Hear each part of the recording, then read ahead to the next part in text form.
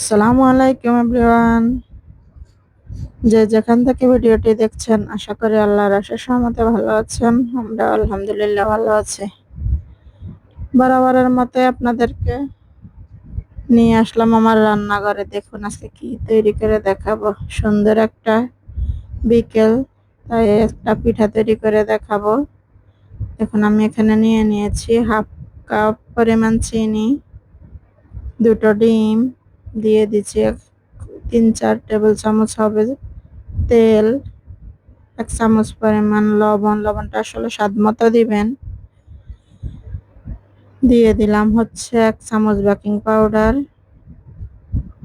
Baking পাউডারটা দিলে আসলে পিঠা তৈরি করব তো একটু সফট হবে, পিঠাটা খেতে ভালো লাগবে। মজাদার একটা পিঠার রেসিপি। এখানে পর্যায়ে আমি দিয়ে দিব 2 কাপ পরিমাণ ময়দা। এটা আমি আলতো হাতে মেখে নিব।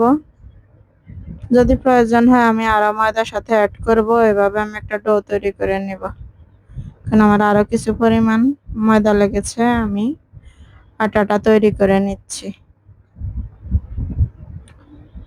এরপরে এর সাথে আমি স্বাদের জন্য 1 টেবিল চামচ গুঁড়ো দুধ ইউজ করেছি। এটা অপশনাল, আপনারা চাইলে স্কিপ করতে পারেন। দিয়ে দিলাম 1 চামচ ঘি। ঘিটাও টেস্টের জন্য, চাইলে দিবেন আপনারা। এভাবে আমি সুন্দর একটা ডো তৈরি করে নিয়েছি, রেখে দিয়েছি 15-20 মিনিট রেস্টের জন্য।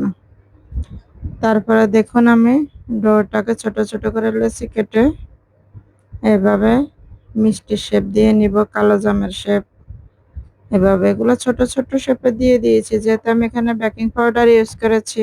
এই তেলে দিলে দেখবেন কি সুন্দরভাবে ফুলে উঠেছে, ফুলে এটা দ্বিগুণ হয়ে গিয়েছে। এভাবে আমি সবগুলো তৈরি করে নিব।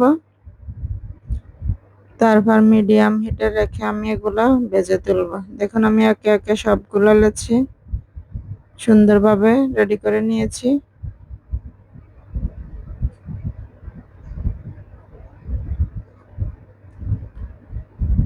এখন আমি ভাজার জন্য ফ্রাই প্যানে তেল দিয়ে দিয়েছি। তেলটা খুব বেশি গরম হওয়া পর্যন্ত আমি অপেক্ষা করব না, কারণ তেলটা বেশি গরম হয়ে গেলে পিঠাটা বাইরে থেকে কালার চলে আসবে, ভিতর থেকে পিঠাটা পারফেক্ট ভাবে হবে না। যার কারণে আমি তেলটা হালকা গরম থাকতে দিয়ে দিয়েছি পিঠাগুলো। এবার আমি উল্টে পাল্টে গুলো ভেজে নেব। চায়ের সাথে বিকালের নাস্তায় এই পিঠাটা অন্য লেভেলের স্বাদ। আপনারা বাসা ট্রাই করে দেখবেন, খুবই ভালো লাগবে। ভালো লাগার মতো একটা নাস্তা, সহজ একটা নাস্তা রেসিপি।